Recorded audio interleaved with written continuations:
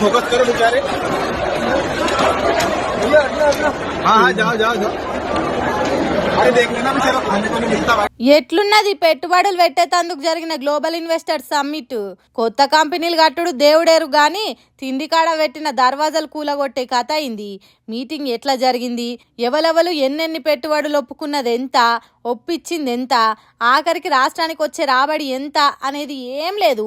తిండి కోసం ఎగబడి భగవాన్ల కాడికి ఉరుకుడే కావాలి అన్నట్టు చేసిండ్రు.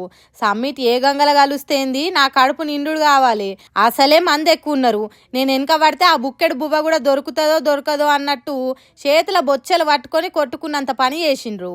ఇంతకు ముందు ఎన్నడన్నా తిన్నరో తినలేదో అన్నట్టు చేసిండ్రు. ఓ తీరుగా చెప్పాలంటే తొక్కిస్లాట జరుగుతుందా ఏంది అన్నట్టే అయింది కొద్దిసేపు. ఈ మీటింగ్ అసోంటి మీటింగ్ కూడా కాదట, ప్రధానమంత్రి మోడీ షురువు చేసిన సమ్మిట్ అట. బయటి దేశాల నుంచి వచ్చిన వాళ్లకు ఇక్కడ భోజనాలు పెడితే ఇంకెంత పరువు పోయేదో గాని ఆడికొచ్చిన జనాల కోసం పెట్టిన భోజనాల కాడ జరిగిన బువ్వ యుద్ధం అటు ఇది. ఖాళీ ప్లేట్ల కోసం ఎట్లా కొట్టుకున్నారో చూడుండ్రి.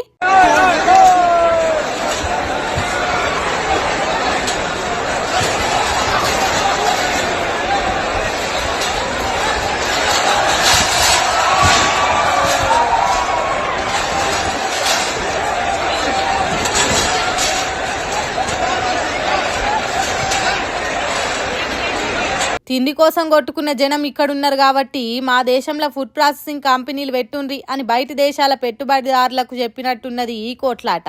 అట్లున్నాయి మధ్యప్రదేశ్ సర్కార్ పెట్టిన సౌకర్యాలు. ఏం చేస్తాం, సర్కార్కు తగ్గట్టు జనాలు, జనానికి తగ్గట్టు సర్కార్లు. ఇట్లున్నాక దేశం బాగుపడమంటే ఎందుకు బాగుపడది, తప్పకుండా అవుతుంది అని అంటున్నారు ఈ వీడియోలు చూసిన జనాలు.